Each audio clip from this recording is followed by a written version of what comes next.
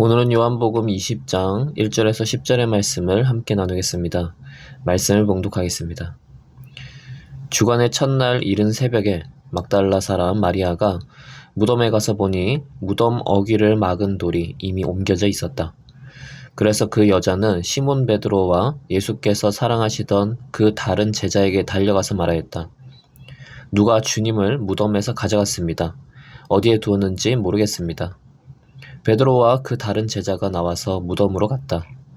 둘이 함께 뛰었는데 그 다른 제자가 베드로보다 빨리 달려서 먼저 무덤에 이르렀다.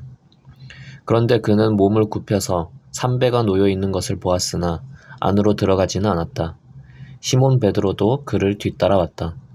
그가 무덤 안으로 들어가 보니 삼배가 놓여 있었고 예수의 머리를 싸맸던 수건은 그 삼배와 함께 놓여 있지 않고 한 곳에 따로 개켜 있었다. 그제서야 먼저 무덤에 다다른 그 다른 제자도 들어가서 보고 믿었다. 아직도 그들은 예수께서 죽은 사람들 가운데서 반드시 살아나야 한다는 성경의 말씀을 깨닫지 못하였다. 그래서 제자들은 자기들이 있던 곳으로 다시 돌아갔다. 아멘. 예수님께서는 십자가에서 죽으시고 유월절이 시작되기 전 급하게 아리마대 사람 요셉의 무덤에 매장되었습니다. 당시 유대인들은 유월절에 무덤에 가까이 가는 것을 부정하게 여겼기에 예수님을 마지막까지 따랐던 자들도 예수님의 무덤에 가지 않았습니다. 유월절이 끝나고 해가 밝자마자 가장 먼저 예수님을 찾은 자가 있었습니다. 막달라 마리아였습니다. 마리아는 예수님의 시신에 향품을 바르기 위해서 무덤에 왔습니다. 그런데 무덤 어귀를 막은 아주 큰 돌이 옮겨져 있었습니다. 그 돌은 아주 크고 무거워서 장정 4명 정도가 옮겨야 했던 돌이었습니다. 이를 보고 마리아는 예수님의 시신이 도난당했다고 생각했습니다. 그래서 다른 제자에게 달려가서 일렀습니다. 베드로와 요한은 마리아의 이야기를 듣고 달려서 무덤으로 갔습니다. 그런데 이 과정을 요한복음에서는 굉장히 상세하게 다룹니다. 베드로와 요한이 달려서 무덤을 갔는데 요한이 달리기가 더 빨라서 먼저 무덤에 도착했다고 기록하고 있습니다. 그리고 요한은 먼저 도착했으나 무덤 안으로 들어가지 않았고 베드로는 늦게 도착했지만 바로 무덤 안으로 들어갔습니다. 이것 또한 내성적이고 조심스러운 성격의 요한과 성미가 급하고 다혈질적인 베드로의 성격을 잘 드러나도록 기록하고 있습니다. 이렇게 중요하지 않은 부분도 상세하게 기록된 이유는 그만큼 예수님의 시신이 없어진 것이 그리고 예수님이 부활하신 것이 역사적인 사실임을 깨닫게 하기 위해서였습니다. 그래서 요한복음은 당시의 상황을 생생하게 전하면서 이 일이 꾸며낸 이야기가 아니라 실제로 있었던 일임을 말하고 있는 것입니다. 베드로와 요한이 목격한 무덤의 구체적인 묘사는 우리에게 신비로움을 안겨줍니다. 보통 시체를 삼배로 둘러싸고 머리에는 수건을 싸서 놔두는데 예수님의 무덤 안에 삼배와 수건이 그대로 놓여 있었던 것입니다.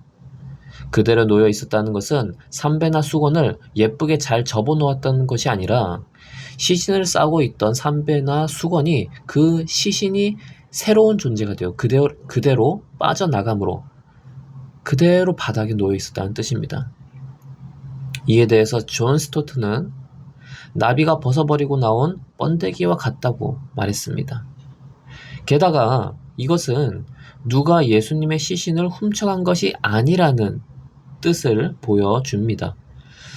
시신을 훔쳐갔다면 삼배나 머리를 감싸던 수건도 같이 없어질 것이기 때문입니다. 당시 삼배는 수의로서 사용되기도 했지만 제사장 의복으로도 사용되는 그런 비싼 천이었기에 예수님의 시신이 도난당했다면 그들은 이것도 훔쳐갔을 것입니다. 설사 비싼 천을 챙기지 않더라도 삼배나 수건이 아무렇게나 흩어져 있었을 것입니다. 그런데 삼배와 수건이 있었던 그대로 안에 있는 시신만 쏙 빠져나간 상태로 있었으니까 예수님께서 부활하신다는 것은 정말로 신비한 새로운 존재로 된 것임을 우리에게 보여주고 있습니다.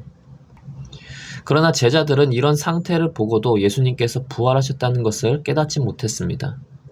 오늘 본문의 단락에서 마지막에 제자들이 예수님께서 죽은 사람들 가운데서 반드시 살아나야 한다는 말씀을 깨닫지 못한 것으로 나옵니다. 이것은 예수님께서 공생의 사역을 하시는 동안 같이 다녔던 제자들조차도 처음에는 부활을 믿기 어려웠다는 것을 보여주고 있습니다. 요한복음이라는 성경의 말씀을 받아들이는 자들은 처음부터 믿음이 강건한 자들이 아닙니다.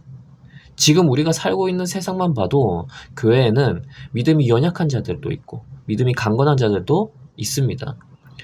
그러나 모두 하나님의 말씀을 듣고 읽습니다. 그러므로 이런 우리들에게 사도 요한조차 처음에는 부활을 믿기 어려웠다라고 말하는 것은 우리의 신앙이 지금 아직 굳건하지 못해도, 부활신앙을 아직 가지고 있지 못해도 성령님께서 깨닫게 해주시며 우리를 인도해 주시면 믿음이 굳건해지고 부활신앙도 가질 수 있게 된다는 것을 보여주고 있습니다. 우리의 신앙은 지금의 상태가 끝이 아닙니다. 우리는 계속 신앙이 발전해 가고 더욱 깊어집니다. 깨닫지 못했던 말씀도 깨닫게 됩니다. 그러니 지금의 상태가 전부인 양 남들을 정죄하지도 말고 나 자신에 대해서 너무 실망하지 않기를 바랍니다. 우리는 예수님을 바라보며 한 걸음씩 나아가면 됩니다. 기도하겠습니다. 하나님 아버지, 항상 우리는 부족합니다. 그러나 주님께서 우리를 이끌어 주십니다. 우리를 성숙하게 해주시고 우리의 지경을 넓혀 주십니다. 주님의 인도를 잘 따르는 자가 되게 하여 주시옵소서. 예수님의 이름으로 기도합니다. 아멘.